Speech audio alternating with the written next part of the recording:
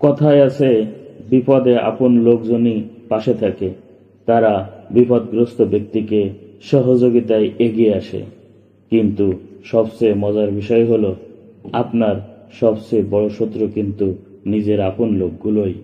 দেখুন, আপনি যে প্রফেশনাল মোডে কাজ শুরু করেছেন, তখন থেকে প্রথম আপনার আপন লোকগুলোই বিরোধিতা করে এসেছে। এমনকি এখনো পর্যন্ত আপনার কোনো পোস্টে তারা লাইক, কমেন্ট, শেয়ার কিছুই করে না। আপনার অপরিচিত লোকগুলোই এখন আপনার আপন হয়ে পাশে দাঁড়িয়েছে। পক্ষান্তরে আপনি যখন প্রতিষ্ঠিত হবেন, তখন এই আপন লোকগুলোই আগে সুবিধা পাবে। হ্যাঁ, ব্যতিক্রম অবশ্যই আছে। অনেক ভালো ভালো লোক এখনো আমাদের সমাজে আছে, এই জন্য পৃথিবীতে সুন্দরভাবে আমরা বসবাস করছি। কিন্তু অধিকাংশ ক্ষেত্রেই আপন লোকগুলোই সবচেয়ে বেশি ক্ষতি করেছে। কারণ কাউকে সমূলে ধ্বংস করতে হলে আপন লোকগুলোই একমাত্র সমূলে ধ্বংস করতে পারে। অন্য লোকগুলো ক্ষতি করতে পারে, কিন্তু সমূলে ধ্বংস করতে পারে না। যেমন একটা মোমবাতি তার বুকের মাঝখানে একটা সুতাকে ধারণ করে অনেক দিন যাবত, কিন্তু একসময় ওই সুতার কারণেই তাকে জ্বালিয়ে ভস্ম হতে হয়।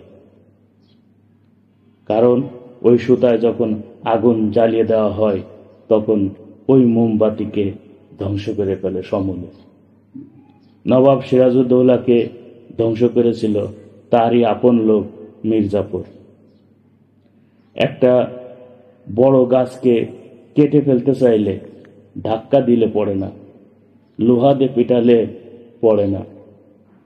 তখন ওই লোহাকে যদি একটা কুড়াল বা করাতে পরিণত করে ওই বড় গাছের একটা ডালকে হাতল বানিয়ে, তখন ওই অস্ত্র দিয়ে যখন ওই গাছটাকে কাটতে শুরু করা হয়, তখন এক সময় ওই গাছটা ঠিকই সমূলে ধ্বংস হয়ে যায়। আমার এই কথাগুলো যদি আপনাদের ভালো লেগে থাকে, তাহলে অবশ্যই লাইক, কমেন্ট, শেয়ার করবেন, অন্যকে জানার ক্ষেত্র তৈরি করে দেবেন। আল্লাহ হাফেজ।